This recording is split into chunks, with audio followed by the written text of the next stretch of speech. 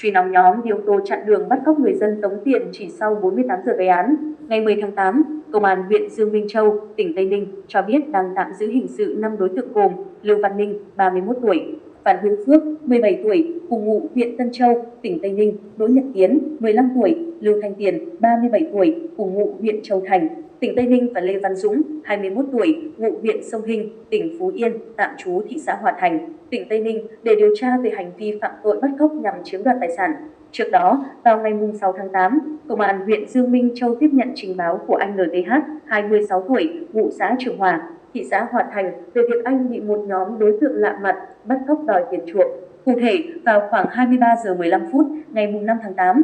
khi anh đang điều khiển xe mô tô đi trên đường DT 781 từ xã Phan về cầu K13 đến khu vực thuộc ấp Ninh Hòa, xã Bầu Năng, huyện Dương Minh Châu thì bị một nhóm gồm 5 đối tượng lạ mặt đi trên xe ô tô màu đen, loại 7 chỗ ngồi, chặn xe mô tô của anh rồi khống chế.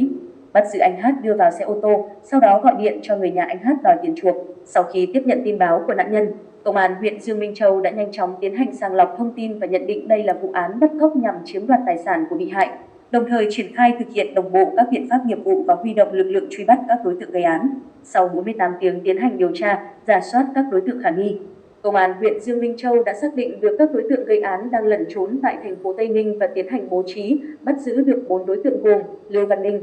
Phan Hữu Phước, Đỗ Nhật Tiến và Lưu Thanh Tiền. Thu giữ tang vật gồm một xe ô tô, một cây súng loại quẹt cát giả súng, 2 cây dao, 2 sợi dây rút, 5 điện thoại di động, trên 42 triệu đồng cùng một số tang vật khác có liên quan. Quá trình điều tra ban đầu, các đối tượng khai nhận trước đó Lưu Văn Ninh bàn bạc rủ dê các đối tượng Dũng, Tiền, Tiến lợi dụng đêm khuya, đường vắng tìm người để khống chế bắt giữ rồi yêu cầu gia đình đưa tiền chuộc mới thả người. Cả 4 đối tượng xuống thành phố Hồ Chí Minh đặt mua 2 cây súng loại quẹt gas giả súng, 1 cây dao thái và dây rút, khẩu trang y tế sử dụng làm công cụ để gây án. Sau đó, Ninh tiếp tục rủ thêm đối tượng Phan Hữu Phước cùng tham gia. Để thuận tiện thực hiện hành vi phạm tội, Ninh thuê xe ô tô tự lái chở đồng bọn cùng hung khí đặt mua trước đó mang theo đến khuya ngày 5 tháng 8. Khi đang dạo quanh khu ấp Ninh Hòa, xã Bầu Năng thì phát hiện anh Hát đang điều khiển xe mô tô đi một mình. Các đối tượng điều khiển xe ô tô áp sát xe mô tô của anh Hát buộc anh phải dừng xe lại. Cả bọn nhanh chóng tiếp cận và khống chế anh Hát đưa lên xe, còn Tiến điều khiển xe mô tô của nạn nhân tìm nhà nghỉ để ẩn nấp.